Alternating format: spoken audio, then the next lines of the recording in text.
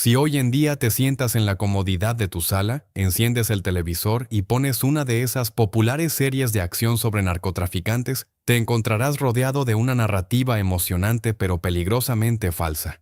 Verás desiertos polvorientos, camionetas blindadas, hombres con camisas de seda y cadenas de oro disparando ametralladoras doradas. Verás la imagen del capo como un bandido salvaje, un rebelde que surgió de la nada para desafiar al sistema más poderoso del mundo. Nos han enseñado a creer que el narcotráfico es una batalla entre el orden y el caos, entre la civilización de Washington y la barbarie de las montañas de Sinaloa. Nos han condicionado para pensar que la Agencia Central de Inteligencia, la CIA, y sus aliados son los muros de contención que evitan que el veneno inunde nuestras calles. Pero esa imagen es una construcción mediática, una fachada de propaganda diseñada cuidadosamente durante 5 décadas para ocultar una realidad mucho más siniestra y aterradora. Porque si pudieras raspar la pintura brillante de las placas de los agentes federales, si pudieras mirar a través del microscopio de la historia desclasificada, no verías una lucha contra el crimen, verías una incubadora. Verías cómo los hombres de traje y corbata en Langley, Virginia, no estaban combatiendo a los primeros señores de la droga, sino que los estaban entrenando, protegiendo y financiando. Esta no es la historia de una guerra contra las drogas que salió mal por accidente. Esta es la crónica de un experimento de ingeniería social donde la soberanía de una nación fue vendida al mejor postor y donde la adicción de millones de estadounidenses se convirtió en el combustible necesario para alimentar la maquinaria de la Guerra Fría. Esta es la historia de cómo la inteligencia estadounidense creó el sistema que hoy conocemos como el narcotráfico moderno. Olvida todo lo que crees saber sobre la justicia internacional. Estamos a punto de entrar en un mundo donde las agencias de inteligencia no visten de blanco, sino de gris sangre, y donde los carteles no nacieron en la selva, sino en los escritorios alfombrados del poder absoluto. Bienvenidos a la verdadera historia del nacimiento de los narcos. Bienvenidos al cuartel general de la hipocresía. Para entender el origen de este monstruo, debemos dejar atrás la tecnología de los drones y la vigilancia satelital de hoy y descender al ambiente paranoico y sudoroso de los años 70. Imagina la Ciudad de México en 1975. No es la metrópoli moderna que conocemos, sino un tablero de ajedrez geopolítico donde cada movimiento es vigilado por ojos invisibles. El aire huele a gasolina quemada y a secretos de Estado. En Washington, la paranoia anticomunista ha alcanzado niveles de delirio. Después de la caída de Vietnam y con la sombra de Cuba proyectándose sobre el Caribe, Estados Unidos ha decidido que cualquier precio es barato para mantener el control sobre América Latina. Su mayor temor no es la droga. Su mayor temor es que un grupo de campesinos con ideas socialistas decida tomar el control de sus propios recursos al sur del río Bravo. En este contexto de miedo sistémico, la CIA necesita un aliado en México, un perro de presa que no tenga escrúpulos, que conozca cada rincón del submundo criminal y que sea capaz de ejecutar las órdenes más atroces sin dejar rastro. Ese aliado tiene un nombre que aún hoy provoca escalofríos en quienes conocen la historia: la DFS, la Dirección Federal de Seguridad. La DFS no era una agencia de policía común, era una casta de intocables. Sus agentes eran seleccionados por su frialdad y su lealtad absoluta al régimen del partido oficial, pero sobre todo por su capacidad de servir como el puente perfecto entre el gobierno mexicano y la inteligencia estadounidense.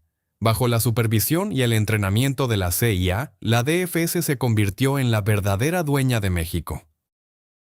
Sus credenciales les daban poder de vida y muerte sobre cualquier ciudadano. Podían detener un tren, confiscar un avión o desaparecer a un opositor político en medio de la noche sin que nadie se atreviera a hacer una pregunta. Pero los hombres de la DFS descubrieron muy pronto que el poder político es efímero si no está respaldado por montañas de dinero en efectivo. Y en las montañas de Sinaloa, Chihuahua y Durango, el oro verde y el polvo blanco estaban esperando a ser organizados. Originalmente, los traficantes mexicanos eran contrabandistas de poca monta. Eran familias de la sierra que cultivaban amapola y marihuana de forma artesanal, moviendo pequeñas cantidades a través de la frontera en compartimentos ocultos de camiones viejos. No tenían una estructura, no tenían una visión global, no eran un imperio. Eran, para ojos de la inteligencia estadounidense, una fuente de recursos desperdiciada. Fue entonces cuando la CIA y la DFS decidieron intervenir. En lugar de erradicar el tráfico, decidieron corporativizarlo. Aplicaron la misma lógica que una empresa multinacional. Eliminaron la competencia desordenada, establecieron rutas logísticas seguras y crearon una junta directiva centralizada. El narcotráfico en México no fue una evolución natural del crimen, fue una reestructuración empresarial impuesta desde arriba. Aquí es donde entra en juego la infame Operación Cóndor de 1975. En los libros de texto de historia oficial, Cóndor fue descrita como una campaña heroica para limpiar las montañas de México de cultivos ilícitos. El ejército mexicano, con el apoyo técnico y financiero de Washington, desplegó miles de soldados y utilizó aviones fumigadores para bañar los campos con herbicidas químicos, incluyendo el tóxico agente naranja que ya habían probado en las selvas de Vietnam. Pero si miramos más allá del humo de la fumigación, veremos una realidad aterradora.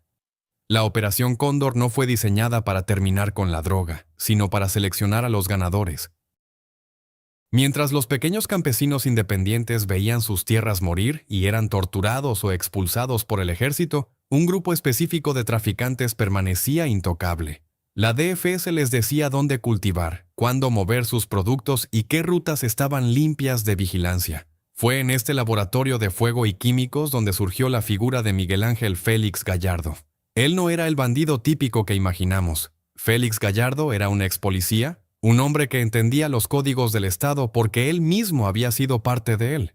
Tenía la mentalidad de un CEO de Wall Street atrapado en el cuerpo de un sinaloense. Él comprendió que el secreto del éxito no estaba en las balas, sino en las conexiones. Bajo la protección directa de la DFS y con la bendición silenciosa de sus contactos en la CIA, Félix Gallardo unificó a las familias fragmentadas para crear el primer gran cartel de la historia, el Cartel de Guadalajara. Por primera vez, México tenía una empresa criminal capaz de negociar de tú a tú con los grandes varones de la cocaína en Colombia. Pero, ¿por qué la CIA permitiría que un imperio así creciera en su propio patio trasero?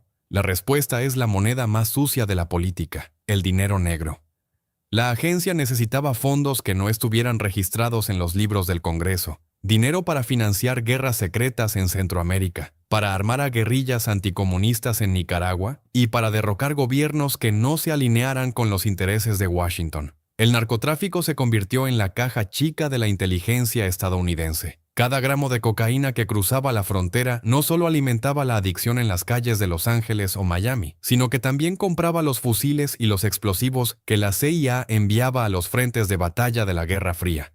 Era un círculo de beneficio mutuo donde el costo humano era simplemente un efecto secundario irrelevante. Los agentes de la DFS eran los directores de logística de esta operación. Ellos escoltaban los cargamentos, protegían los laboratorios y se encargaban de que cualquier autoridad honesta que intentara interferir terminara en una fosa común o bajo la tierra de un desierto olvidado. En los aeropuertos de México, los aviones cargados de droga aterrizaban y despegaban con la misma regularidad que los vuelos comerciales, a menudo bajo la vigilancia de agentes que portaban identificaciones de la inteligencia federal. La frontera no era una barrera, era una puerta abierta para aquellos que tenían la clave correcta. En este ambiente de impunidad total, los narcos comenzaron a sentirse dioses. Olvidaron que eran empleados de un sistema mucho más grande. Empezaron a exhibir su riqueza, a desafiar las reglas del juego y a creer que el pacto con la sombra era eterno. No se daban cuenta de que para Washington ellos eran herramientas desechables. Mientras fueran útiles para la lucha contra el comunismo, serían protegidos. Pero en el momento en que se convirtieran en un pasivo político, el sistema que los creó estaría dispuesto a triturarlos. Y así llegamos al preludio de la tragedia. Mientras los cargamentos crecían y las cuentas bancarias en Suiza se llenaban de dólares manchados de sangre, un joven agente de la DEA llamado Enrique Kiki Camarena comenzaba a hacer preguntas peligrosas. Él no entendía que el mundo en el que se movía no se regía por la placa que portaba. No sabía que estaba investigando una empresa cuyos verdaderos dueños no vivían en ranchos en Jalisco, sino en mansiones en Maryland y Virginia. Camarena estaba a punto de descubrir que la línea entre los buenos y los malos había sido borrada hacía mucho tiempo por una sustancia blanca y fina que nublaba la vista de todos. La historia de la DFS y la Operación Cóndor es la prueba de que el narcotráfico no es un problema de falta de ley, sino de exceso de una ley perversa. Es la crónica de cómo la ciencia de la inteligencia se utilizó para la ingeniería del mal. Si pudieras mirar a través del microscopio de esos años, verías que el veneno que hoy azota nuestras comunidades fue embotellado por primera vez en laboratorios de impunidad estatal. La farmacia Dell tenía una nueva sucursal en México, y la CIA era la encargada de que el inventario nunca se agotara. Porque en el tablero de la geopolítica mundial, la vida de una gente, la salud de una generación y la paz de un país entero son solo piezas de cambio en un negocio mucho más rentable que la vida misma. Prepárate, porque apenas hemos comenzado a raspar la pintura de este logotipo sangriento. Lo que hay debajo es un abismo que la historia oficial ha intentado ocultar durante medio siglo. Estamos a punto de ver cómo este pacto de sangre se transformó en la traición más grande de la historia criminal. Estamos a punto de presenciar cómo el sistema decidió sacrificar a su propio hijo para salvar la fachada del marketing moral de la guerra contra las drogas. El escenario está listo, los actores están en sus posiciones y el guión fue escrito en Langley. El primer bloque de esta pesadilla ha terminado, pero el horror apenas comienza a tomar forma. El cartel de Guadalajara no fue un accidente, fue un encargo oficial, y el pago final aún no se ha terminado de liquidar.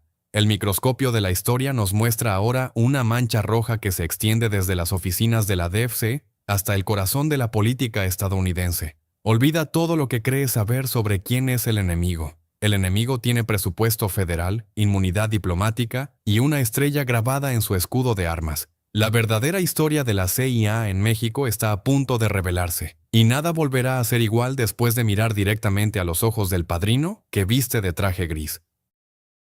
Si pudieras viajar en el tiempo y caminar por las calles de la colonia Roma en la Ciudad de México a finales de los años 70, verías pasar frente a ti camionetas negras con vidrios polarizados, circulando con una arrogancia que desafiaba cualquier ley de tránsito. Dentro de esos vehículos no iban gánsteres de poca monta con cicatrices en la cara.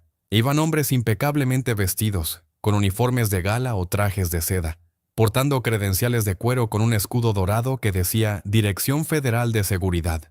Para el ciudadano común, encontrarse con uno de esos hombres era una sentencia de terror. Eran los dueños de la sombra, eran los engranajes de un reloj diseñado para marcar la hora del exterminio de cualquier disidencia. Nos han enseñado a creer que las agencias de seguridad nacional son el escudo protector contra el caos, pero la DFS era el caos mismo, ordenado y administrado por el Estado. Fue en este laboratorio de impunidad donde la CIA encontró el socio perfecto para su proyecto más ambicioso y oscuro, porque para que el narcotráfico se convirtiera en una industria global, primero necesitaba dejar de ser un delito y pasar a ser una política pública encubierta. La DFC nació como una necesidad de control político, una copia al carbón de las policías secretas más despiadadas del siglo XX, pero bajo el padrinazgo de la inteligencia estadounidense, mutó en algo mucho más peligroso. Una agencia de inteligencia que funcionaba como la junta de accionistas del crimen organizado. Los agentes de la DFC no eran simplemente policías que recibían sobornos. Eran ellos quienes fundaban las empresas criminales. Ellos eran los que daban las órdenes a los cultivadores, los que protegían las pistas de aterrizaje y los que se encargaban de que las instituciones de justicia miraran hacia otro lado mientras el veneno fluía hacia el norte.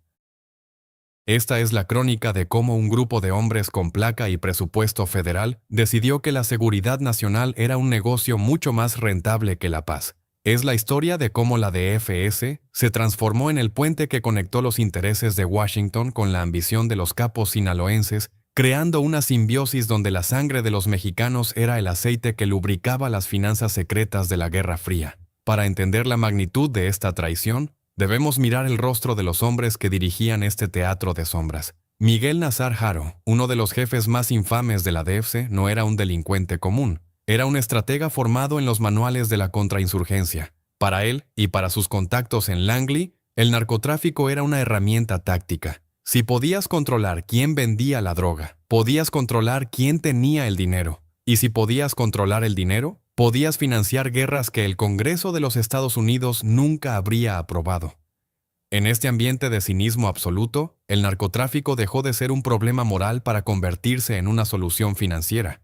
La CIA necesitaba fondos negros, dinero que no existiera en los registros oficiales, para armar a los contras en Nicaragua, para comprar lealtades en Centroamérica y para sostener dictaduras que servían como muros de contención contra el avance del comunismo. La droga no era el enemigo, Era el patrocinador invisible de la libertad americana. En este punto de la historia entra en escena el hombre que cambiaría las reglas del juego para siempre: Miguel Ángel Félix Gallardo. Si la DFS era el cerebro del sistema, Félix Gallardo era su brazo ejecutor más brillante. Él no buscaba el enfrentamiento con el Estado, buscaba la fusión total con él. Félix Gallardo comprendió que el viejo modelo de familias enfrentadas por un pedazo de sierra era ineficiente y peligroso. Bajo la tutela de la DFS y con la garantía de que la CIA no intervendría mientras se mantuviera el orden geopolítico, Félix Gallardo creó la Federación. Fue el primer monopolio del crimen, una estructura corporativa donde cada región de México tenía un gerente de plaza que respondía a una oficina central en Guadalajara. Por primera vez en la historia, el narcotráfico tenía un organigrama, una logística integrada y una protección estatal que llegaba hasta los niveles más altos de la presidencia mexicana. Pero mientras México se convertía en un almacén gigante de marihuana y opio, el mundo de las adicciones estaba cambiando. En las selvas de Colombia, un nuevo producto estaba listo para conquistar el mercado global: la cocaína. El polvo blanco era mucho más rentable que la marihuana, más fácil de transportar y su demanda en las calles de Nueva York y Miami era insaciable. Los carteles colombianos, liderados por figuras como Pablo Escobar y los hermanos Rodríguez Orejuela, tenían el producto pero tenían un problema de distribución. Sus rutas tradicionales a través del Caribe estaban siendo vigiladas por la Marina de los Estados Unidos. Necesitaban una nueva vía de entrada, una autopista segura hacia el mercado más grande del mundo. Y fue entonces cuando la CIA, a través de sus mediadores en la DFS, facilitó el encuentro que cambiaría la historia del siglo XX. Félix Gallardo y los colombianos sellaron un pacto de sangre que transformó a México en el trampolín de la cocaína. Pero este acuerdo no fue un trato entre bandidos escondidos en la selva. Fue una operación logística supervisada por agentes estatales. Los aviones cargados con toneladas de cocaína colombiana no aterrizaban en pistas clandestinas olvidadas. Aterrizaban en bases militares y aeropuertos internacionales protegidos por la DFS. Los cargamentos eran custodiados por agentes federales armados con equipo proporcionado por el gobierno estadounidense. Cada kilo de cocaína que cruzaba la frontera mexicana llevaba un impuesto invisible que terminaba en las cuentas bancarias de la DFS, y en última instancia financiaba las operaciones encubiertas de la CIA en toda la región.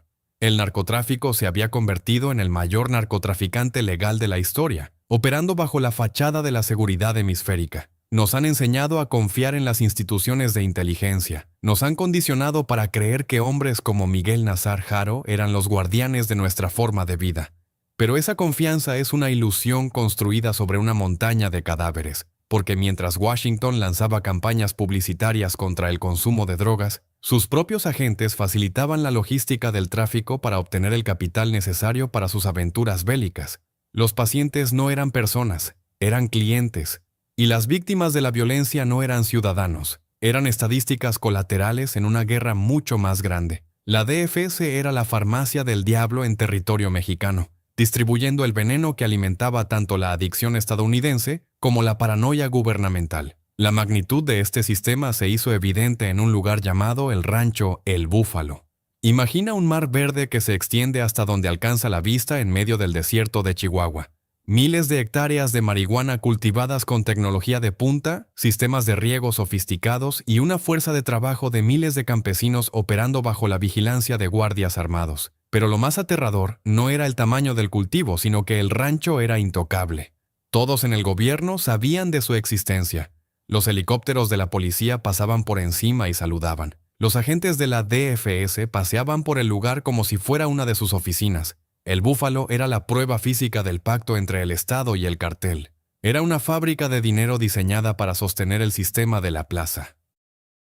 Sin embargo, en el centro de este imperio de impunidad, algo estaba a punto de romperse. La soberbia de los hombres de la DFS y la ambición desmedida de Félix Gallardo les hicieron creer que eran invencibles. Pensaron que podían jugar con fuego sin quemarse, que podían asesinar, torturar y traficar para siempre bajo la sombra protectora del Langley. No contaban con que en las filas de la recién creada DEA, una agencia que en ese momento era considerada de segunda categoría por la CIA, había hombres que no estaban dispuestos a aceptar las reglas del juego. Enrique Kiki Camarena era uno de ellos. Un hombre que empezó a raspar la pintura blanca del logotipo estatal y comenzó a ver la sangre que había debajo. Camarena no entendía que el rancho El Búfalo no era solo un campo de marihuana, era un pilar de la economía de guerra de la CNUA. Al investigar el rancho, no solo estaba amenazando las ganancias de Félix Gallardo, estaba amenazando los fondos secretos de la inteligencia estadounidense. Estaba entrando en un terreno donde la distinción entre el policía y el criminal había desaparecido por completo. Lo que Camarena descubriría en las polvorientas carreteras de Chihuahua y en las oficinas de Guadalajara le costaría la vida, pero también revelaría al mundo la verdadera naturaleza del monstruo que Washington había creado. La historia de la DFS es la crónica de una entidad que descubrió muy temprano que la muerte y el caos son negocios mucho más rentables que la estabilidad. Es la historia de cómo una agencia diseñada para proteger a la nación se transformó en el mayor facilitador del crimen en la historia de América Latina. Olvida todo lo que crees saber sobre la ética gubernamental. Estamos a punto de entrar en el capítulo más oscuro de esta tragedia, donde los gritos de un agente torturado se mezclarán con el silencio cómplice de los hombres más poderosos del planeta. La farmacia del diablo estaba lista para su acto final, y el precio de la entrada se pagaría con una vida que el sistema decidió que era prescindible. Prepárate para el próximo bloque, porque vamos a descender al infierno de la calle Lope de Vega. Vamos a ver cómo la DFS y el cartel de Guadalajara, sintiéndose traicionados por el hombre que los vigilaba, decidieron enviar un mensaje de sangre. Veremos cómo la CIA observó desde la distancia mientras uno de sus propios ciudadanos era sacrificado en el altar del beneficio geopolítico. La verdadera historia de Kiki Camarena no es la que viste en las noticias, es la historia de un hombre atrapado entre dos monstruos que vestían el mismo traje. El logotipo de la Cruz Dorada de la DFS estaba a punto de quedar manchado para siempre, y el mundo descubriría que, a veces, los peores narcotraficantes no usan sombreros de paja, sino que portan credenciales federales y despachan desde oficinas con aire acondicionado en el corazón de las capitales del mundo. La ilusión de la seguridad estaba a punto de estallar en 1000 pedazos. Si hoy caminas por los barrios financieros de ciudades como Nueva York, Londres o Miami, verás una arquitectura de cristal y acero que proyecta una imagen de éxito absoluto. Verás hombres y mujeres de negocios moviendo cifras astronómicas con un solo clic, rodeados de una sensación de eficiencia moderna y limpia. Es el mundo del capital global donde todo parece estar diseñado para el progreso. Pero si pudieras aplicar el microscopio de la historia a los cimientos de esa opulencia, si pudieras rastrear el origen de las fortunas que levantaron esos edificios en los años 80, no verías solo bonos de inversión y contratos legales. Verías un rastro blanco y fino que cruza continentes. Verías la sangre de miles de campesinos en los Andes y el silencio cómplice de los despachos oficiales en México y Virginia. Porque la gran explosión económica de esa década, el milagro del consumo masivo, tuvo un motor secreto que la historia oficial prefiere olvidar. Un motor alimentado por la diacetilmorfina del siglo XX, la cocaína. Y el ingeniero jefe de esa maquinaria no fue un delincuente escondido en una cueva, sino una alianza impía entre el cartel de Guadalajara, la DFS y la Agencia Central de Inteligencia. Esta no es la historia de cómo unos bandidos sinaloenses se volvieron ricos por un golpe de suerte. Esta es la crónica de una transformación industrial. Es la historia de cómo el narcotráfico dejó de ser un negocio de hierba para convertirse en una corporación logística de alta precisión.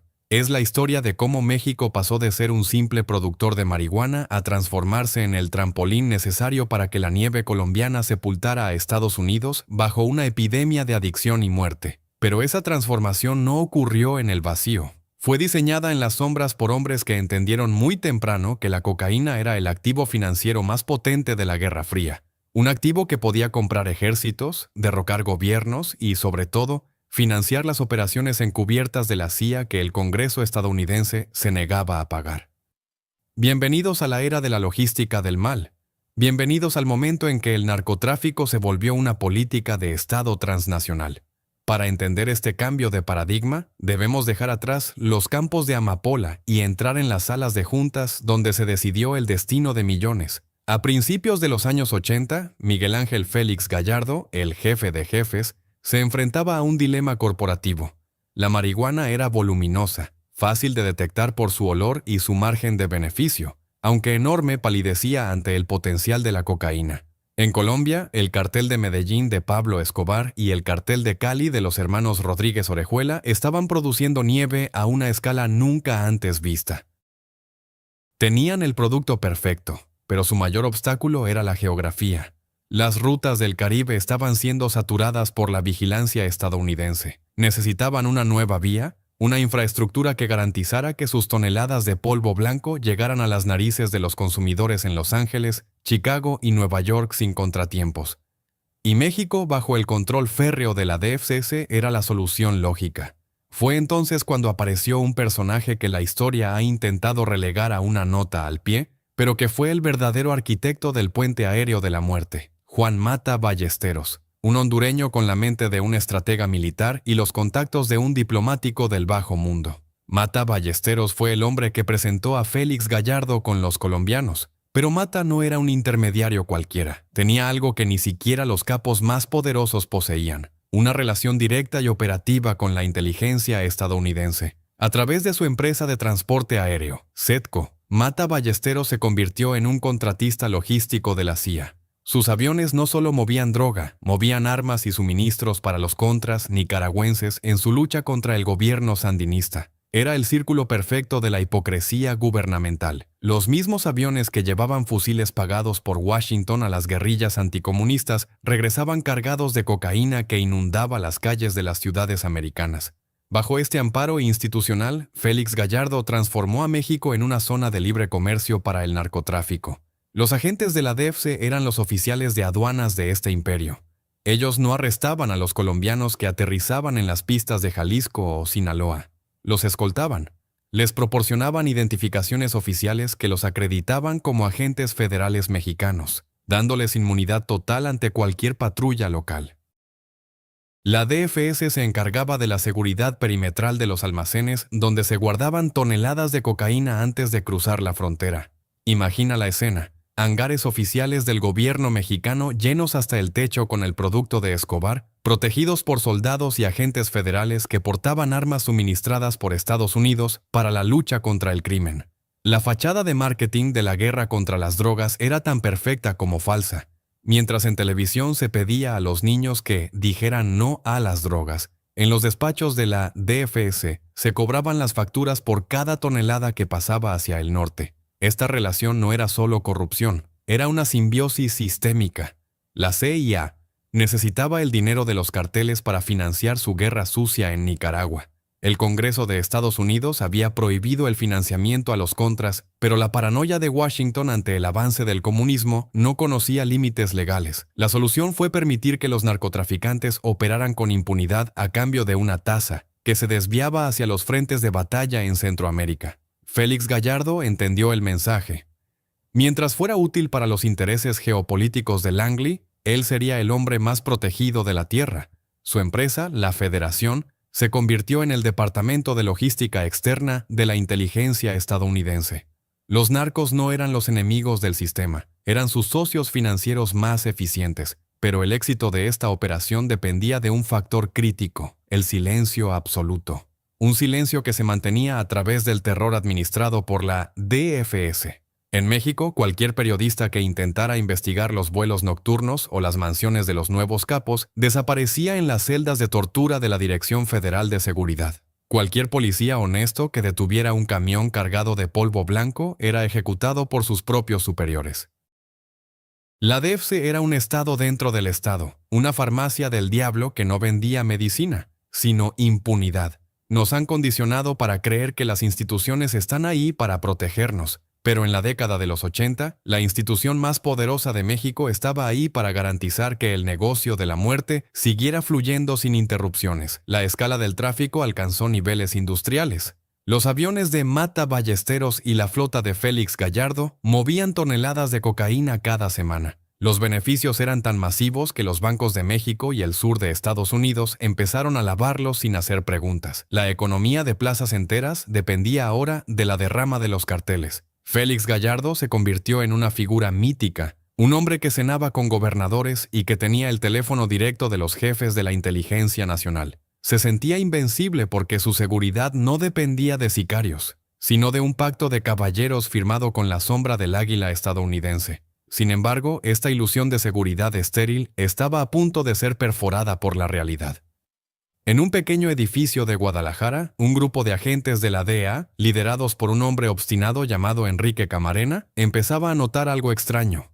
Camarena no era un estratega geopolítico, era un policía de campo. Él no veía el gran tablero de la Guerra Fría. Él veía el daño que la droga causaba en su comunidad. Y lo más importante, veía la descarada complicidad de las autoridades mexicanas. Camarena empezó a seguir el rastro de la DFS, sin saber que al hacerlo estaba jalando el hilo que conectaba directamente con los planes más secretos de Washington. Kiki Camarena comenzó a documentar lo imposible: agentes federales mexicanos cargando aviones con droga, políticos de alto nivel recibiendo maletas llenas de efectivo y la existencia de plantaciones gigantescas protegidas por el ejército. Cuando Camarena puso sus ojos en el rancho El Búfalo, no solo estaba amenazando el inventario de marihuana de Félix Gallardo, estaba exponiendo la fuente de ingresos que mantenía viva la infraestructura logística de la CIA en la región. Estaba entrando en un mundo donde la verdad científica de los hechos era un estorbo para las ganancias corporativas de la guerra. La DFS y sus socios en el cartel se pusieron nerviosos. No podían permitir que un agente de segunda categoría arruinara un negocio de miles de millones de dólares. Pero lo más inquietante es que sus contactos en la inteligencia superior tampoco querían que Camarena siguiera rascando la pintura blanca del sistema. Se estaba gestando una tormenta perfecta. Un choque entre el deber de un hombre y la necesidad de una estructura de poder que había decidido hace mucho tiempo que la vida humana era un costo de operación aceptable.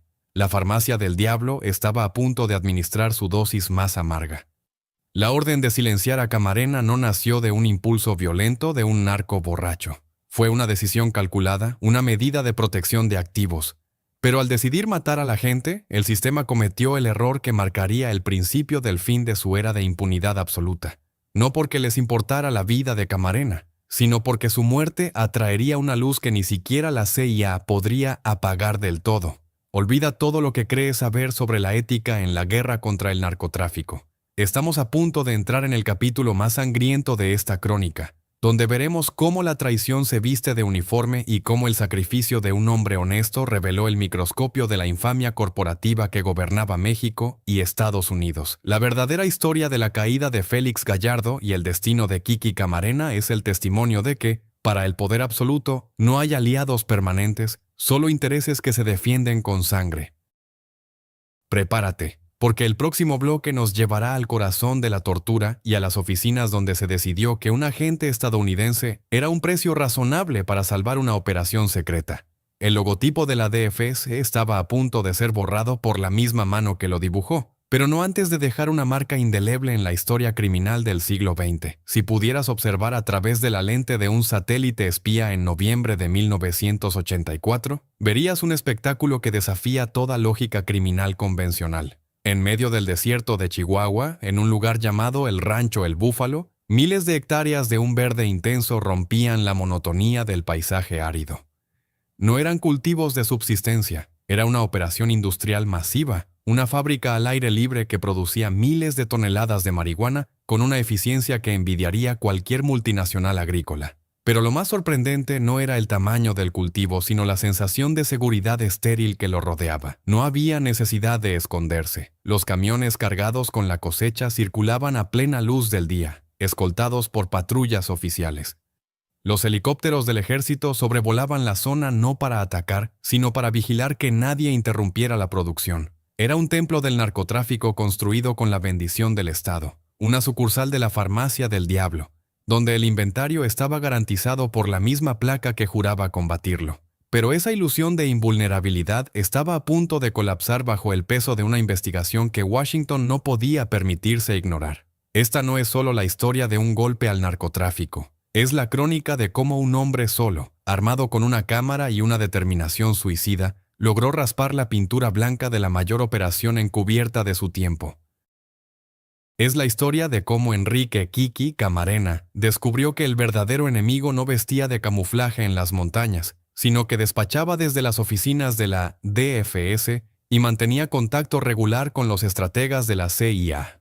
Al exponer el rancho El Búfalo, Camarena no solo estaba destruyendo mercancía, Estaba quemando el capital que financiaba las guerras secretas de Estados Unidos en Centroamérica. Estaba atacando la caja chica de la inteligencia estadounidense. Y en el mundo del poder absoluto, cuando un individuo se convierte en un riesgo para el balance financiero de una estructura estatal, deja de ser una persona para convertirse en un estorbo que debe ser eliminado con precisión quirúrgica. Olvida el mito del narco impulsivo. Estamos a punto de ver cómo se planificó el asesinato de un agente federal como si fuera una simple reestructuración de activos corporativos. Para entender la furia que desató el golpe al Búfalo, debemos hablar de números. Cuando el ejército mexicano, presionado por las pruebas irrefutables que Camarena había enviado a Washington, finalmente se vio obligado a intervenir, lo que encontraron fue una pérdida económica incalculable. Se quemaron más de 8,000 toneladas de marihuana. En el mercado estadounidense de los años 80, eso representaba un golpe financiero de más de 2.500 millones de dólares. Fue el mayor decomiso de la historia.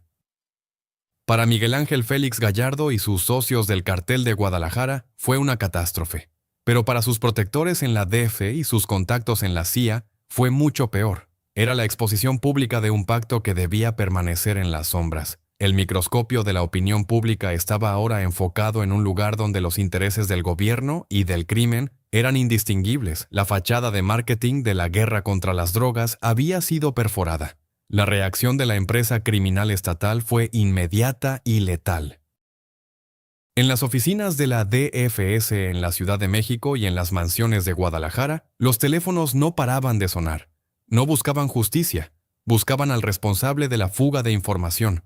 Gracias a la red de espionaje que la CIA había ayudado a construir para la DFS, no tardaron en encontrar el nombre de Enrique Camarena. Pero aquí es donde la historia oficial empieza a agrietarse. Nos han dicho que los narcos decidieron por su cuenta secuestrar a un agente de la DEA en un acto de venganza ciega. Pero los informes desclasificados y los testimonios de exagentes de inteligencia sugieren una realidad mucho más oscura. La decisión de detener a Camarena no fue un arranque de ira de un capo borracho. Fue una orden consensuada en una mesa donde se sentaban oficiales de la DEFS y, presuntamente, observadores de la inteligencia superior que necesitaban saber qué tanto sabía Camarena sobre la conexión entre el narco y el financiamiento de los contras en Nicaragua. Kiki Camarena se había convertido en un peligro para la seguridad nacional, pero no de la forma en que los manuales de ética médica o policial sugieren. Él era un peligro porque había descubierto la fórmula química de la impunidad. Sabía que los aviones que llevaban cocaína al norte eran los mismos que llevaban armas al sur. Sabía que el dinero que inundaba Guadalajara no era solo de Félix Gallardo, sino que era el combustible de una maquinaria geopolítica mucho más grande. Al investigar el Búfalo, Camarena había cruzado la barrera hematoencefálica del sistema de poder estadounidense, y el sistema respondió como un organismo infectado, enviando sus anticuerpos más agresivos para neutralizar la amenaza. La DFS recibió la luz verde. El agente de la DEA ya no era un aliado de un gobierno amigo, era un cabo suelto en una operación corporativa de alto riesgo. El 7 de febrero de 1985, la ilusión de seguridad estéril de Camarena terminó de golpe. Al salir del consulado estadounidense en Guadalajara, un grupo de hombres lo interceptó. No eran sicarios con pasamontañas, eran agentes de la DEF que portaban sus identificaciones oficiales. Lo subieron a un vehículo con la misma naturalidad con la que se detiene a un delincuente común. Lo llevaron a una casa en la calle Lope de Vega, una propiedad que pertenecía al cartel pero que funcionaba bajo la protección del Estado. Lo que sucedió en esas habitaciones durante las siguientes 30 horas es el testimonio más brutal de lo que ocurre cuando la ciencia del interrogatorio se pone al servicio de la preservación del beneficio. En esa casa no solo estaban los capos Rafael Caro Quintero y Ernesto Fonseca. Según múltiples fuentes, había agentes federales mexicanos y un personaje misterioso que algunos testigos identificaron como un agente cubano con conexiones directas con la CIA, Félix Rodríguez. El objetivo del interrogatorio no era solo castigar a Camarena, querían saber qué pruebas tenía, quiénes eran sus informantes dentro del gobierno y, sobre todo, si la DEA ya había conectado los puntos que llevaban a las operaciones secretas de Washington. Utilizaron un refinado y macabro conocimiento médico para prolongar el sufrimiento. Un médico, el doctor Humberto Álvarez Machain, estaba presente para administrar drogas que mantuvieran a Camarena consciente mientras su cuerpo era destrozado. Querían maximizar el dolor sin permitir que el alivio de la muerte llegara antes de obtener la información necesaria. Fue la farmacia del diablo operando en su estado más puro, utilizando la medicina no para curar, sino para garantizar que la tortura fuera eficiente y duradera. El paciente no era una persona, era una fuente de datos que debía ser explotada hasta el agotamiento. Mientras Camarena gritaba en una habitación de Guadalajara, el resto del sistema guardaba un silencio sepulcral. Las agencias de inteligencia en Washington sabían casi en tiempo real que uno de los suyos había sido secuestrado. Tenían los medios para intervenir, tenían la tecnología para rastrear las señales, pero no hicieron nada. ¿Por qué? Porque cualquier intento de rescate habría implicado exponer a la DFS, y exponer a la DFS significaba exponer el puente logístico de la cocaína que financiaba la lucha anticomunista. El sacrificio de Camarena fue visto por la cúpula del poder como un costo de operación aceptable para proteger un activo mayor. Fue la externalización del dolor llevada al extremo, la vida de un agente a cambio de la supervivencia de una estrategia global. La ética médica y policial murió en esa habitación junto con Kiki Camarena. La brutalidad del asesinato de Camarena fue tal que, cuando su cuerpo fue finalmente encontrado semanas después en un campo abandonado, el rastro de la tortura era imposible de ocultar. El cráneo perforado, las costillas rotas, las quemaduras de cigarrillo. Pero lo más revelador fue el intento de las autoridades mexicanas por encubrir el crimen. Sembraron cuerpos, manipularon las escenas del crimen y permitieron que los principales sospechosos, como Caro Quintero, escaparan en aviones privados escoltados por la misma DFS. La farmacia del diablo estaba moviendo todos sus recursos para limpiar la sangre de su logotipo. Pero esta vez, el microscopio de la historia era demasiado potente. La opinión pública en Estados Unidos, que durante años había ignorado la complicidad de su propio gobierno, despertó ante las imágenes del cuerpo destrozado de un hombre que solo intentaba cumplir con su deber.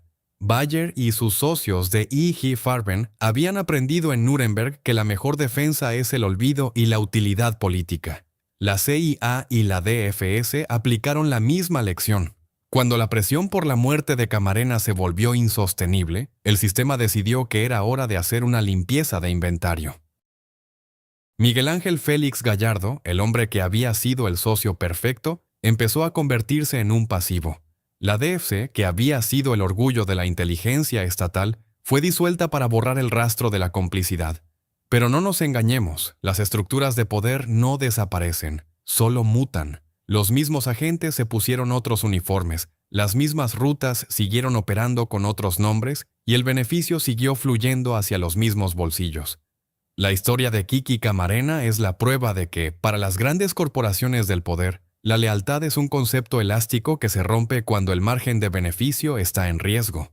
Nos han condicionado para creer que vivimos en un mundo de leyes, pero la realidad es que vivimos en un mundo de balances trimestrales. La farmacia del diablo sacrificó a un agente para salvar una guerra y después sacrificó a un cartel para salvar su imagen. Pero el veneno ya estaba en el sistema. La epidemia de crack que pronto asolaría las ciudades estadounidenses y la espiral de violencia que destruiría a México fueron los efectos secundarios previstos y aceptados de este experimento de ingeniería social. Prepárate para el próximo bloque porque vamos a ver las consecuencias de esta traición. Vamos a analizar cómo la muerte de Camarena no terminó con el sistema, sino que lo perfeccionó. Veremos cómo la CIA logró desviar la atención de sus propios crímenes mientras el mundo se enfocaba en la captura de los bandidos que ellos mismos habían creado. El microscopio de la historia nos revelará ahora cómo se construye una narrativa de victoria sobre un cimiento de derrota moral absoluta. La verdadera justicia nunca llegó para Camarena, porque los que dictan las sentencias eran los mismos que firmaban los contratos de protección en las sombras. El logotipo de la DFS fue borrado, pero el espíritu de la impunidad sigue operando en cada dosis de polvo blanco que cruza la frontera bajo la mirada indiferente de los dioses de Langley. El horror apenas está tomando su forma definitiva. Si caminas hoy por los pasillos del Departamento de Justicia en Washington o por los cuarteles generales de la CIA en Langley, te verás rodeado de una atmósfera de profesionalismo gélido. Mármol pulido, banderas impecables, agentes con rostros inexpresivos que proyectan una imagen de integridad inquebrantable. Es el centro neurálgico del orden mundial, un templo de la legalidad donde se diseñan las estrategias para hacer del mundo un lugar más seguro. Nos han enseñado a confiar en esos muros de piedra. Nos han condicionado para creer que los hombres que trabajan allí son los guardianes de nuestra libertad, los científicos de la justicia que luchan contra el caos del narcotráfico con la precisión de un cirujano. Pero esa confianza es una ilusión, una fachada de marketing construida sobre el silencio de las fosas comunes y el polvo blanco de las traiciones. Porque si pudieras aplicar el microscopio de la historia a los archivos clasificados que duermen en esos sótanos, no verías solo informes de inteligencia, verías facturas de cargamentos de cocaína, verías las grabaciones de la agonía de Kiki Camarena siendo escuchadas por oídos oficiales, y verías cómo la muerte de un agente federal fue procesada como un simple ajuste en el balance de una operación mucho más rentable que la verdad. Esta no es la historia de una victoria de la ley sobre el crimen. Esta es la crónica de una operación de limpieza masiva. Es la historia de cómo el sistema, tras el asesinato de Camarena, decidió sacrificar a sus peones más visibles para salvar a los reyes del tablero. Es el relato de cómo la guerra contra las drogas se transformó en la mayor campaña de relaciones públicas de la historia, diseñada para ocultar que el mayor narcotraficante del planeta no vestía camisas de seda en Guadalajara, sino que portaba credenciales de seguridad nacional en los Estados Unidos. Olvida la retórica de los discursos presidenciales. Estamos a punto de entrar en un mundo donde la justicia es una mercancía negociable y donde los efectos secundarios del tráfico, la violencia, la adicción y la muerte son aceptados como costos operativos, siempre y cuando las ganancias sigan fluyendo hacia las guerras que el mundo no debe ver. Bienvenidos al negocio de la amnesia. Bienvenidos a la fase de reestructuración de la farmacia del diablo. Cuando el cuerpo destrozado de Enrique Camarena fue encontrado en marzo de 1985, la seguridad estéril del pacto entre la CIA y la DFS se resquebrajó, pero no por motivos morales. Se resquebrajó porque la presión pública en Estados Unidos se volvió insostenible. La DEA, enfurecida por la traición de sus supuestos aliados mexicanos, lanzó la Operación Leyenda, la investigación criminal más grande de su historia. Pero mientras los agentes de la DEA rascaban la pintura blanca de la complicidad estatal en México, empezaron a tropezar con algo que no debían ver: el rastro de la CIA. Descubrieron que los mismos aviones que movían la droga hacia el norte eran protegidos por agencias estadounidenses para que el dinero regresara al sur, alimentando la guerra de los contras en Nicaragua. El narcotráfico no era un fallo del sistema, era el sistema mismo. Y cuando la verdad comenzó a asomar, el sistema activó su protocolo de autodefensa más agresivo: la simulación. La orden desde Washington fue clara: había que entregar culpables, pero había que proteger la estructura. La DFS, la agencia que había sido el orgullo de la inteligencia compartida, fue disuelta de la noche a la mañana. Pero no fue un acto de justicia, fue una quema de archivos viviente. Los agentes que habían torturado a Camarena bajo la mirada de observadores extranjeros fueron reubicados, sus nombres borrados de las nóminas oficiales y sus secretos enterrados bajo nuevos uniformes. El logotipo de la DF desapareció, pero su ADN, la metodología de la protección estatal al crimen, permaneció intacto en las nuevas instituciones que supuestamente venían a reemplazarla. Fue una cirugía estética para ocultar un cáncer terminal. La farmacia del diablo simplemente cambió de nombre en el mostrador para que los clientes siguieran confiando en la receta. Miguel Ángel Félix Gallardo, Rafael Caro Quintero y Ernesto Fonseca, los arquitectos del cartel de Guadalajara, descubrieron de la peor manera que su póliza de seguro en Langley tenía letras chiquitas. Mientras fueran útiles, eran socios. Una vez que se convirtieron en un pasivo mediático, se transformaron en el enemigo público número 1. Washington necesitaba un espectáculo, una narrativa de victoria, que calmara a la opinión pública estadounidense, y así comenzó la Gran Purga. Caro Quintero fue capturado en Costa Rica, huyendo en un avión que, irónicamente, había sido permitido despegar de Guadalajara por agentes federales. Félix Gallardo, el jefe de jefes, el hombre que creía que sus conexiones con la inteligencia superior lo hacían intocable, terminó sus días en una celda, procesado no solo por sus socios mexicanos, sino por el mismo sistema que lo había encumbrado. Fue el triunfo del marketing sobre la realidad. El mundo vio a los monstruos tras las rejas, pero nadie miró hacia las oficinas donde se habían firmado los contratos de logística que los hicieron millonarios. Pero aquí es donde el microscopio de la historia revela la verdadera perversión.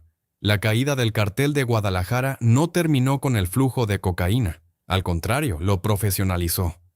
Félix Gallardo, desde la cárcel y bajo la supervisión de los mismos hilos que lo controlaban, organizó lo que hoy conocemos como el sistema de plazas. Dividió el territorio mexicano entre sus lugartenientes, el área de Tijuana para los hermanos Arellano Félix, Juárez para Amado Carrillo Fuentes y Sinaloa para un joven ambicioso llamado Joaquín El Chapo Guzmán. Esta fragmentación no fue un accidente del caos criminal. Fue una decisión estratégica que convenía al sistema de poder internacional. Un solo gran cartel es un riesgo político. Múltiples células son un mercado manejable. La farmacia del diablo se convirtió en una franquicia global, más difícil de rastrear, más eficiente en su distribución y con un suministro de sangre garantizado por la competencia interna. Mientras tanto, en Estados Unidos, la administración Reagan lanzaba con bombos y platillos la campaña Just Say No. Era el ángel blanco de la farmacología política, una pastilla mágica diseñada para convencer a la clase media de que el problema de las drogas era un asunto de debilidad moral individual, no de política exterior. Fue una maniobra de distracción maestra.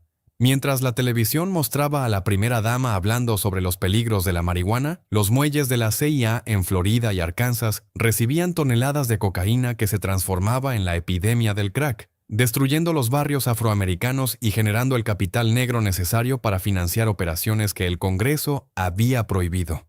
Los pacientes, los adictos en las calles de Los Ángeles, no eran víctimas de una tragedia, eran el mercado final de una operación estatal corporativizada. Los efectos secundarios, la violencia de las pandillas y el encarcelamiento masivo, eran simplemente externalidades aceptables en el balance trimestral de la Guerra Fría. La amnesia se convirtió en la droga más potente administrada por el Estado.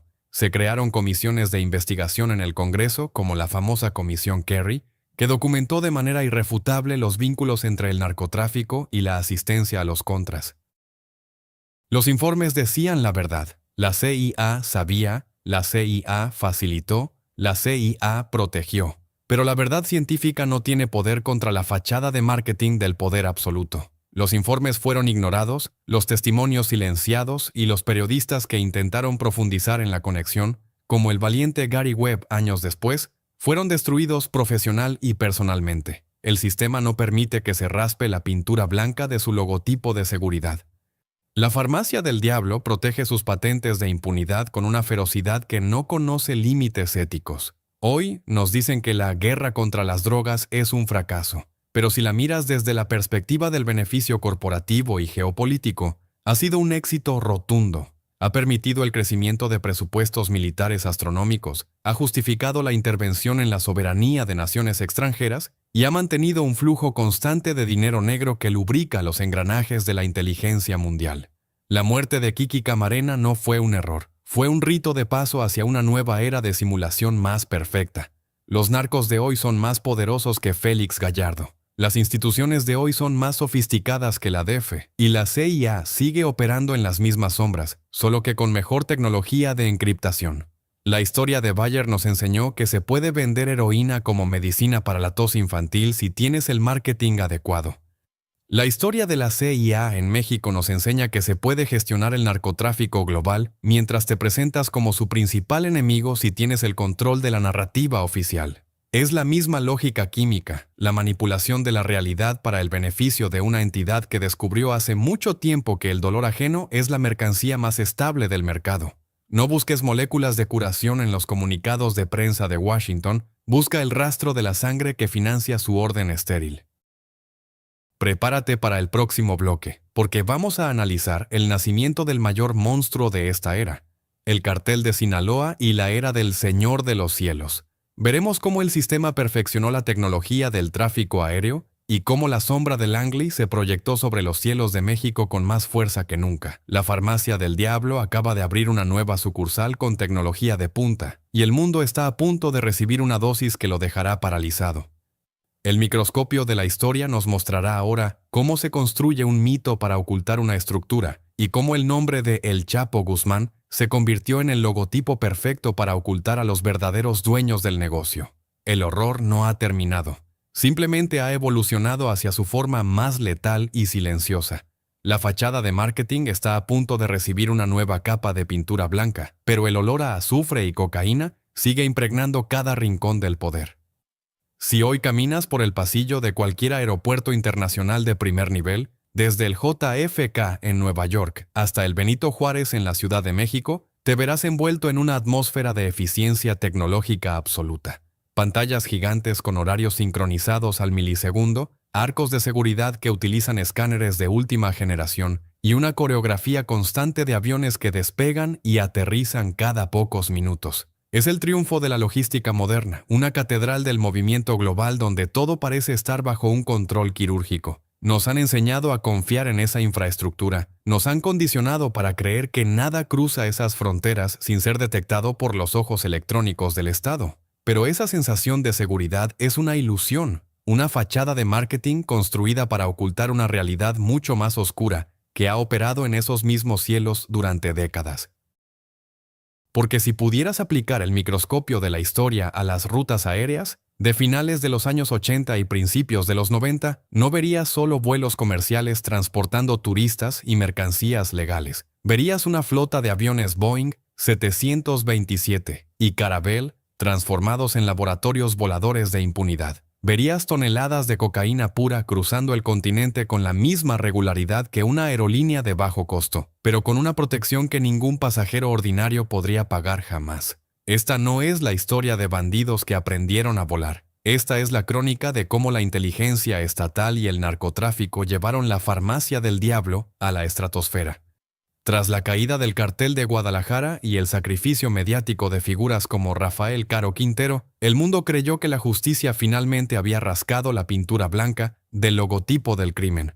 Pero lo que ocurrió en realidad fue una reestructuración corporativa masiva. El sistema aprendió que un imperio centralizado era demasiado vulnerable a la opinión pública internacional. La solución fue la fragmentación estratégica, la creación de plazas, que funcionaran como franquicias independientes pero conectadas por una misma junta directiva invisible, que seguía despachando desde las sombras de la inteligencia nacional y el apoyo táctico del Langley. En este nuevo escenario de ingeniería criminal, surgió un hombre que personificó la evolución definitiva del narco, de campesino sinaloense a CEO de la logística aérea. Su nombre era Amado Carrillo Fuentes, conocido por el mundo como el Señor de los Cielos.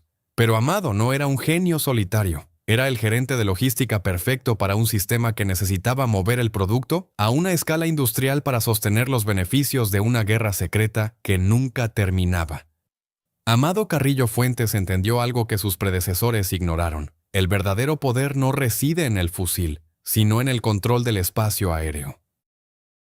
Mientras otros carteles se peleaban por rutas terrestres polvorientas, Amado construyó una flota aérea que rivalizaba con las aerolíneas nacionales. Compró aviones de pasajeros de gran fuselaje, les quitó los asientos y los llenó hasta el techo con cocaína colombiana.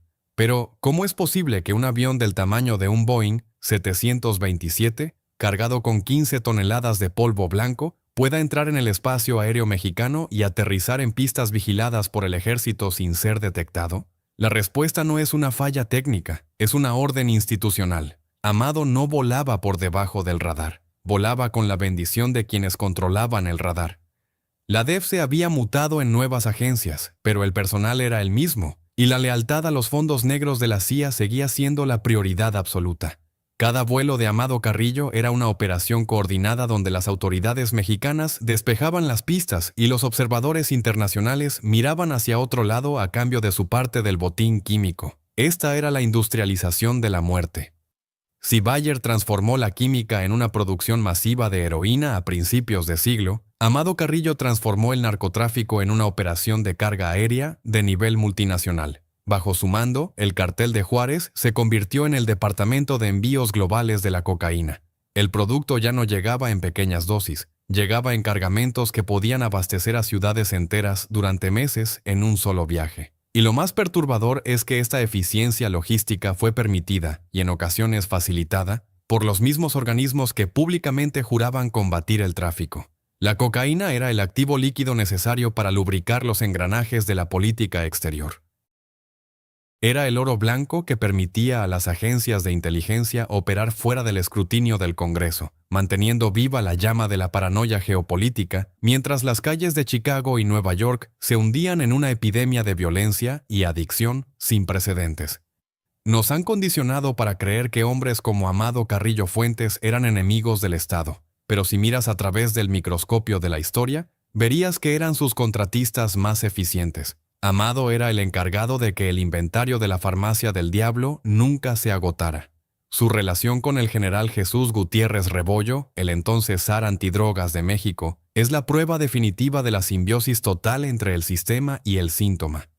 El hombre encargado de capturar a los narcos vivía en un departamento pagado por el narco y recibía instrucciones directas sobre qué rivales debían ser eliminados para mantener el monopolio de Carrillo Fuentes. Era la externalización de la ley. El Estado utilizaba a un cartel para destruir a otros, asegurando que el flujo de dinero negro hacia las cajas fuertes de la inteligencia no se detuviera jamás.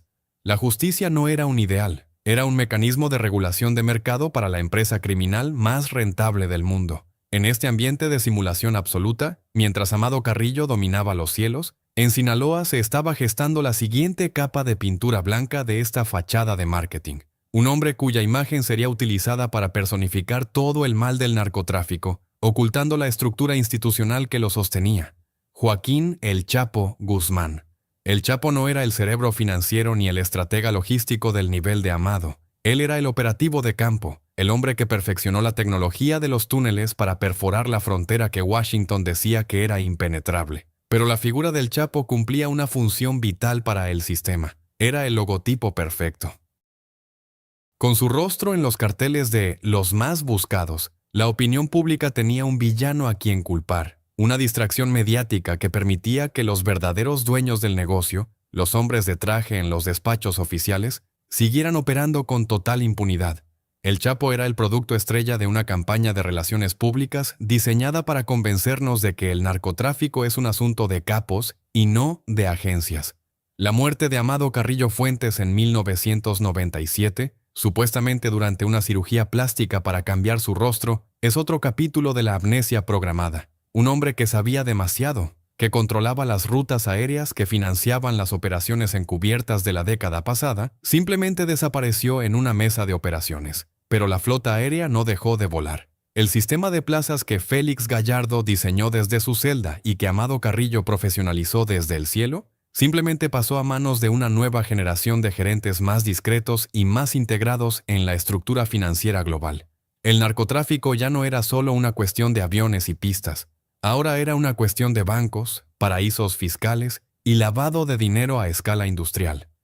La farmacia del diablo había entrado en la era de la ingeniería financiera, donde la sangre de las víctimas se transformaba en dividendos limpios para inversionistas que nunca verían una jeringa o un gramo de cocaína en su vida. La verdadera tragedia de esta era es la normalización del horror. Nos hemos acostumbrado a ver los titulares sobre toneladas de droga decomisadas, pero rara vez nos preguntamos quién permitió que ese cargamento llegara tan lejos. Rara vez cuestionamos por qué. Tras décadas de guerra contra las drogas, el producto sigue siendo más puro y barato que nunca. La respuesta es amarga, porque el sistema no busca la curación, busca la administración de la enfermedad. La cocaína sigue fluyendo porque sigue siendo rentable para quienes manejan los hilos del poder geopolítico. El legado de la DF, ese vive en cada agencia moderna que prefiere gestionar un cartel que eliminarlo. Y la sombra de la CIA sigue proyectándose sobre cada operación que utiliza el dinero negro para saltarse los límites de la moral y la ley. Estamos a punto de entrar en la recta final de esta crónica. En el próximo bloque analizaremos cómo esta estructura de poder enfrentó el nuevo milenio, la transición hacia la era del fentanilo y cómo el microscopio de la historia nos revela que, a pesar de los cambios de nombres y de tecnologías, el modelo de negocio de la farmacia del diablo permanece inalterable. Veremos cómo la traición a Kiki Camarena fue solo el principio de una larga serie de sacrificios humanos en el altar del beneficio corporativo estatal. La fachada de marketing está más brillante que nunca, pero detrás de las luces de los aeropuertos y la estéril seguridad de los bancos, el rastro de la sangre sigue indicando quiénes son los verdaderos dueños de la nieve. Prepárate porque el acto final de esta pesadilla te hará cuestionar si realmente existe una salida de este mundo donde los pacientes son clientes y la muerte es el negocio más rentable de la historia. La farmacia del diablo sigue abierta y el próximo pedido está a punto de ser entregado. Si entras hoy en el centro de mando de cualquier agencia de inteligencia moderna, En una de esas salas oscuras, llenas de pantallas gigantes, donde los mapas de calor muestran el movimiento de cargamentos en tiempo real, te sentirás dentro de una película de ciencia ficción. Verás el despliegue de la tecnología más avanzada del planeta, drones que pueden leer una matrícula desde la estratosfera, algoritmos que interceptan millones de comunicaciones por segundo y satélites que vigilan cada rincón del desierto.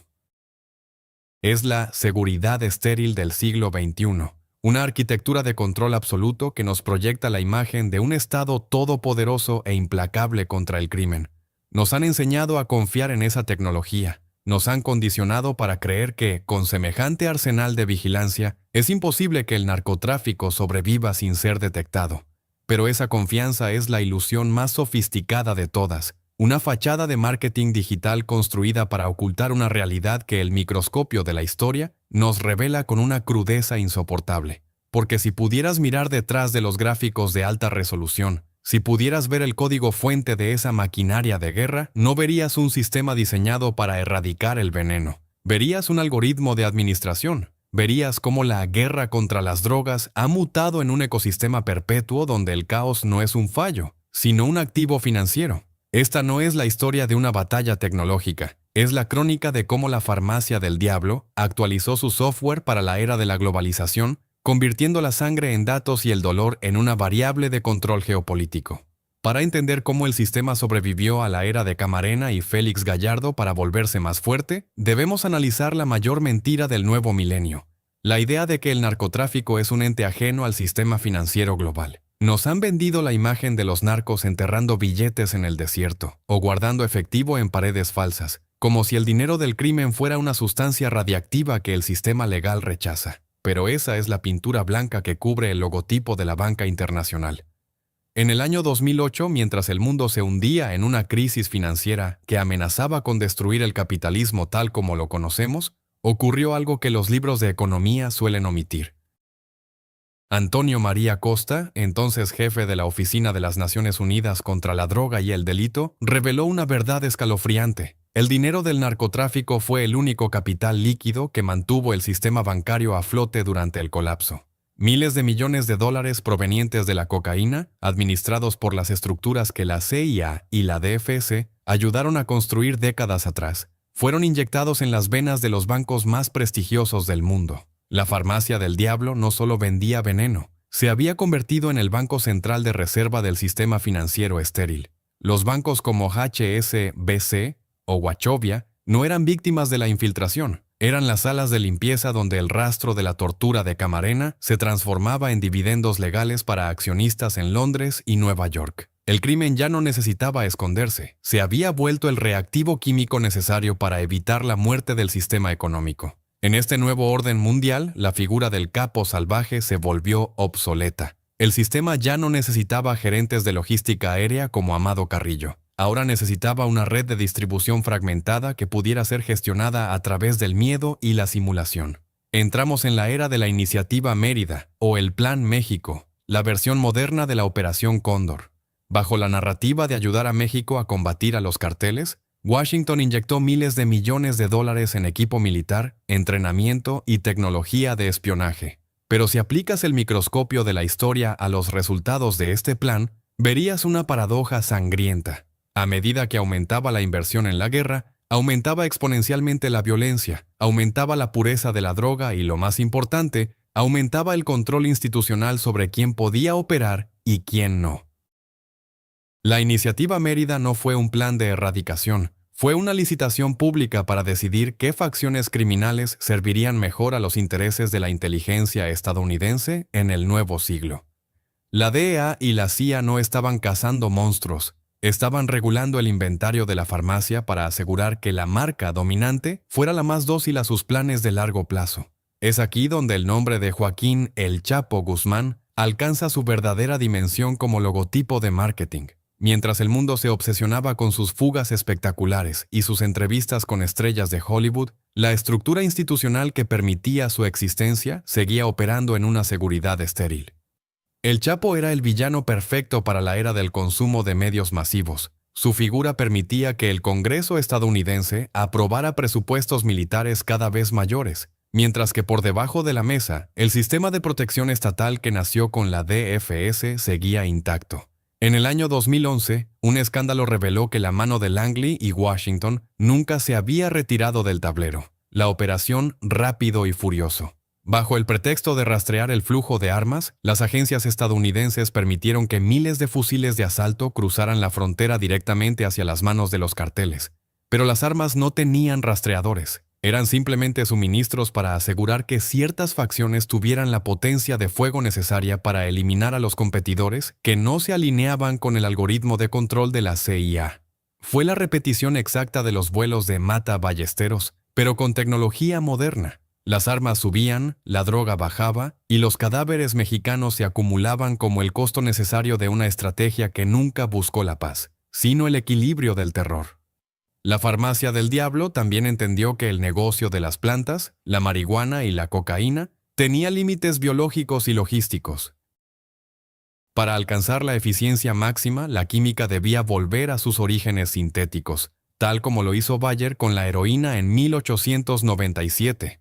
Entramos en la era del fentanilo, el producto definitivo del capitalismo criminal. Una sustancia que no requiere grandes extensiones de tierra, ni ciclos de cosecha, ni ejércitos de campesinos. El fentanilo se fabrica en laboratorios estériles, utilizando precursores químicos que se mueven a través de las mismas rutas comerciales legales que transportan tus medicinas y tus productos electrónicos. Es la droga perfecta para un sistema que valora la potencia concentrada y el bajo costo de producción por encima de la vida humana. Una sola maleta de fentanilo tiene el mismo valor de mercado que un avión entero de cocaína de los años de Amado Carrillo. La farmacia del diablo ha logrado la miniaturización del veneno, haciendo que la detección sea casi imposible y que la adicción sea una sentencia de muerte inmediata. Y tal como ocurrió en la crisis de la heroína de principios de siglo, las grandes corporaciones farmacéuticas legales en Estados Unidos pavimentaron el camino, creando una generación de adictos a los opioides sintéticos que luego fueron entregados, con precisión quirúrgica, a los carteles que la inteligencia estatal protege.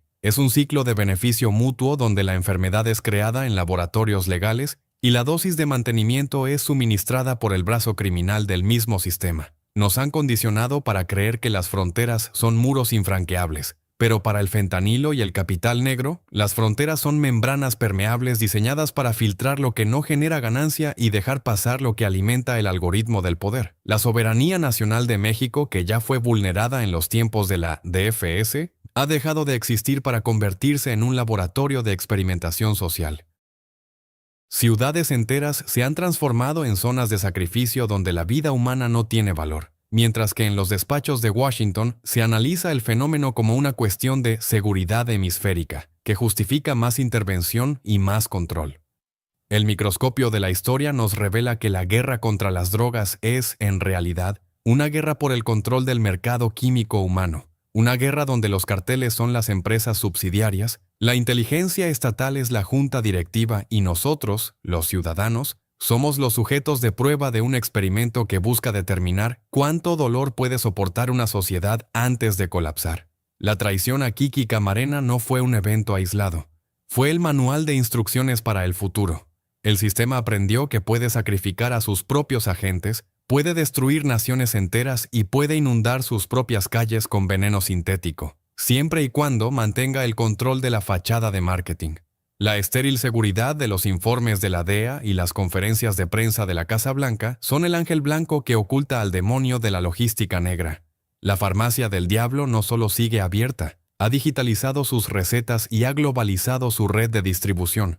Hoy, el veneno no viene solo en botellas con logotipos conocidos, viene oculto en los flujos financieros, en los acuerdos comerciales y en las sombras de una tecnología que nos vigila mientras nos administra la dosis de amnesia necesaria para no mirar hacia atrás. Estamos a punto de entrar en el bloque final de esta crónica.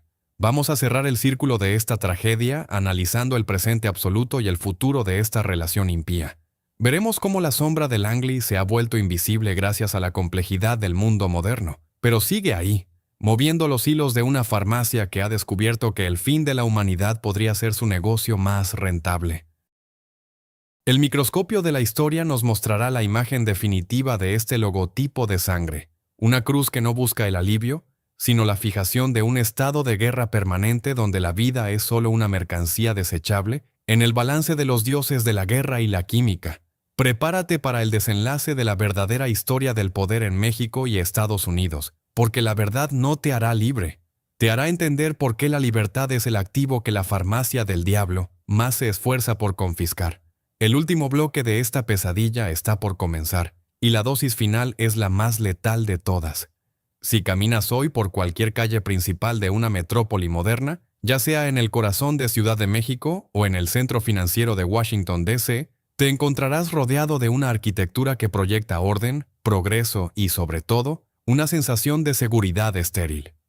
Vidrio blindado, cámaras de vigilancia con reconocimiento facial y edificios gubernamentales que parecen templos de la rectitud moral. Nos han enseñado a mirar esas fachadas con respeto. Nos han condicionado para creer que los hombres de traje que entran y salen de esas oficinas son los guardianes de la civilización, los arquitectos de un mundo donde el bien y el mal están claramente delimitados por una línea de presupuesto federal. Pero si has seguido este viaje a través del microscopio de la historia, ya sabes que esa línea es una ilusión. Has visto cómo la pintura blanca del logotipo estatal es, en realidad, una capa de cal sobre una fosa común. Has visto cómo la farmacia del diablo no es un edificio en una calle oscura, sino un sistema global que utiliza la soberanía de las naciones como su laboratorio privado. Esta no es la historia de una guerra que no se pudo ganar. Es la crónica de una empresa que nunca quiso la victoria, porque la guerra misma es el producto más rentable de su catálogo.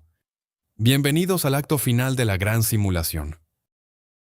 Bienvenidos al momento en que descubres que el verdadero narcotraficante nunca usó una ametralladora, sino que firmó tu destino con una pluma estilográfica en un despacho alfombrado de Langley. Hemos recorrido 50 años de sombras, desde los laboratorios de la DFS en los años 70 hasta los algoritmos de control del fentanilo en la actualidad. Y el patrón que emerge es de una consistencia aterradora.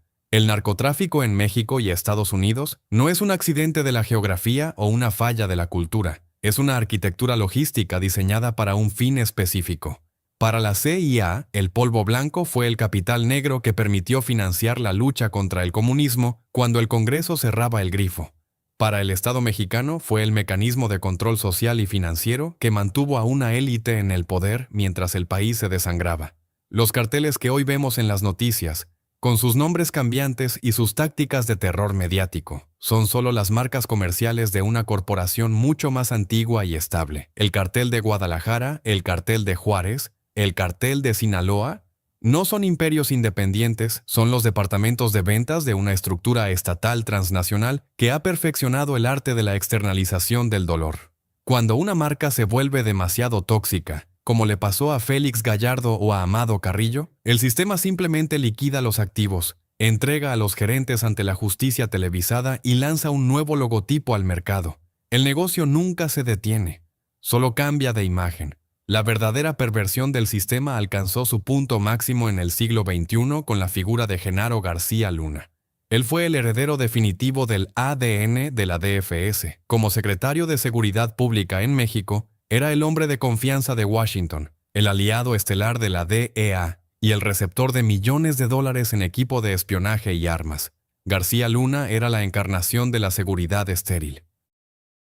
Vestía trajes caros, hablaba de tecnología, de inteligencia y de la guerra total contra el crimen. Pero mientras se tomaba fotos con los jefes de la inteligencia estadounidense, estaba en la nómina del cartel de Sinaloa. No era una infiltración, era una asociación. El hombre encargado de combatir el tráfico era el mismo que aseguraba que los cargamentos del Chapo Guzmán cruzaran la frontera con escolta oficial. El juicio de García Luna en 2023 en Nueva York no fue la caída de un hombre corrupto. Fue la exposición involuntaria de un modelo de negocio que ha operado sin interrupciones desde los tiempos de la Operación Cóndor. La justicia estadounidense condenó al individuo para salvar la reputación de la estructura, fingiendo sorpresa ante una complicidad que ellos mismos ayudaron a construir desde los sótanos de Langley. Nos han condicionado para creer que el narcotráfico es una batalla moral entre policías y ladrones. Pero la realidad es que es una gestión de flujos químicos y financieros. El fentanilo que hoy mata a 100,000 estadounidenses cada año es el resultado lógico de un sistema que valora la potencia concentrada y la rentabilidad por encima de la vida biológica. Las agencias de inteligencia saben exactamente de dónde vienen los precursores y hacia dónde van las ganancias, pero el algoritmo de la impunidad dicta que el caos debe continuar. ¿Por qué? Porque el caos justifica el control. El miedo al narco justifica presupuestos militares que alimentan al complejo industrial militar. La adicción en las calles justifica la expansión del sistema carcelario y el control social. La farmacia del diablo ha creado una necesidad perpetua de su propio veneno y de su propia cura fallida. Es el círculo perfecto de la economía del mal. Creas la plaga y luego vendes la infraestructura para administrar el cementerio. Olvida todo lo que crees saber sobre la soberanía. En este mundo de sombras, México no es un país soberano y Estados Unidos no es una democracia transparente. Son dos engranajes de una misma maquinaria química. La traición a Enrique Camarena fue el rito de iniciación de este nuevo orden. Su muerte demostró que, para el sistema, un agente federal es tan desechable como un campesino en Sinaloa si su sacrificio sirve para proteger el activo mayor, el flujo de capital negro. El silencio de Washington ante la tortura de su propio ciudadano fue la señal definitiva para los capos y los políticos. Mientras el dinero fluya hacia las guerras adecuadas y los bancos adecuados, la sangre puede correr por las calles sin consecuencias. La ética médica de Bayer, que vendía heroína para la tos, es la misma ética política de las agencias de inteligencia que gestionan el tráfico global. Es la ciencia para una muerte eficiente, envuelta en una campaña de marketing de vida mejor. Hoy, el logotipo de esta infamia es invisible, pero está en todas partes. Está en el código de los drones que vigilan la frontera, está en los registros de los bancos que lavan los activos del fentanilo y está en las urnas de los políticos que reciben financiamiento del capital negro. La farmacia del diablo ha logrado la victoria definitiva. Se ha vuelto indispensable. Nos han hecho creer que sin su control, el mundo colapsaría en un caos aún mayor. Nos han hecho dependientes de su dosis diaria de miedo y de su teatro de justicia simulada. El microscopio de la historia nos ha revelado una realidad donde los pacientes no son personas, sino clientes de riesgo, y donde los efectos secundarios, las masacres, las desapariciones, las sobredosis, no importan, siempre y cuando las ganancias sigan fluyendo hacia los mismos centros de poder que diseñaron la pesadilla en los años 70. La próxima vez que veas una noticia sobre la captura de un gran capo o sobre un nuevo cargamento decomisado en la frontera, detente un segundo. No mires al hombre esposado, mira a los hombres de traje que anuncian la captura. No mires el polvo blanco en la mesa, mira el logotipo en el escudo de la agencia que lo presenta. Recuerda que ese alivio mediático que te ofrecen ha sido financiado por medio siglo de traiciones. Recuerda que la ciencia de la inteligencia es una herramienta poderosa, pero en manos de la codicia geopolítica se convierte en un arma de destrucción masiva contra la humanidad. La farmacia del diablo sigue abierta, sus luces son brillantes, sus pasillos están limpios y sus portavoces son muy convincentes, pero en los sótanos de la memoria los gritos de Kiki Camarena siguen resonando. Las toneladas de cocaína siguen volando en aviones oficiales y el precio de una vida sigue siendo una simple cifra negociable en un balance trimestral que se decide en las sombras del Langley. Esta es la verdadera historia de cómo se inventaron los carteles. Esta es la crónica de un pacto de sangre que nunca terminó. La fachada de marketing dice seguridad y justicia, pero el microscopio de la historia dice muerte y beneficio. La pregunta ya no es quién es el enemigo, sino quién se beneficia de que creas que el enemigo está en la selva y no en el despacho de al lado. La dosis final ha sido administrada. Ahora el único efecto secundario que le queda al sistema es tu despertar. La farmacia del diablo ha terminado su jornada, pero el inventario del horror sigue listo para el próximo pedido. El ciclo se repite, el logotipo cambia, pero el dueño sigue siendo el mismo, y su firma está escrita con el mismo líquido que alimenta su imperio, la sangre de los inocentes y la nieve de los condenados.